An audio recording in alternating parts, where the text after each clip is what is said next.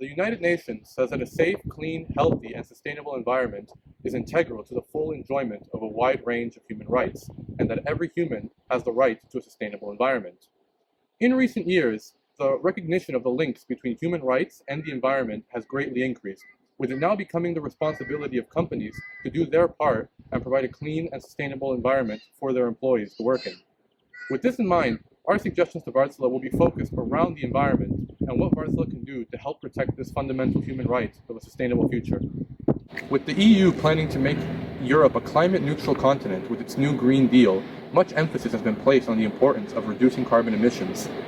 This reduction of carbon emissions is a key component in creating a sustainable environment and can be accomplished by the use of alternative means of renewable energy.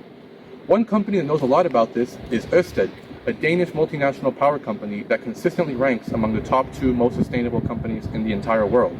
They are heavily invested in the offshore wind industry, but also look for new possibilities in renewable energy. One of these new possibilities lies in renewable hydrogen. Traditionally, producing hydrogen is done by taking a water molecule and splitting it with the use of electricity. This then leaves you with the hydrogen and only water as the byproduct, thus not harming the environment. This process is known as electrolysis. The renewable aspect comes when the electricity needed for electrolysis can be generated by sustainable means like solar or wind energy. And companies like Ørsted are confident that this can be achieved at an efficient level and can become cost competitive by 2030.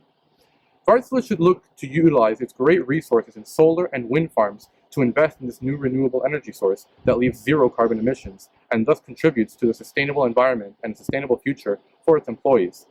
The renewable hydrogen has many applications. It can be used to fuel power plants and or as fuel in the shipping industry and so many more.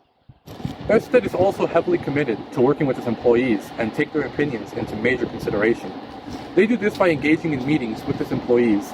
During these dialogues, the employees are free to express which sustainability themes are most important to them. These results are then taken every year, and Ørsted analyzes how each theme affects their employees.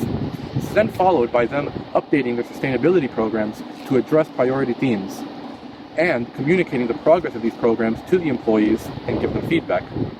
Wartsila can look to adopt a similar strategy where they ask their employees about which sustainability themes are most important to them and try to add them to their sustainability programs and communicate their progress to the employees that gave the feedback.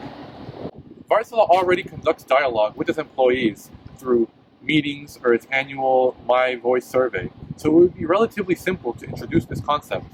This gives the employees the feel that they are part of the solution to their sustainable, clean environment and future, and even allows Wartsila to address new sustainability themes that they themselves may have not thought of. With companies focusing on environmental sustainability, it can be important to be clear and transparent on what the company is doing for the environment and what steps they are taking, and how these steps play an impact on their end goal. Finnish company Neste, who consistently ranks in the top 5 most sustainable companies in the world, understands this concept perfectly by outlining their journey to zero pollution in their environmental roadmap. This roadmap gives the perfect overview of what aspects Neste focuses on and how they play a role to reach their end goal of zero pollution. Employees are able to see how their work contributes to their sustainable environment. Employees are also recommended to give feedback to the roadmap to see where things can be improved in the process. Wartsila does a good job in listing its sustainability targets, but could benefit from making a roadmap similar to the one Neste has. This would make the sustainability process simple to understand from start to finish and would encourage employee feedback at each stage of the roadmap. Although we may have chosen to go down an unexpected path for this research, we hope Wartsila is able to take something from our advisory report, and however they decide to structure their human rights policies, we just hope that the environment isn't forgotten about.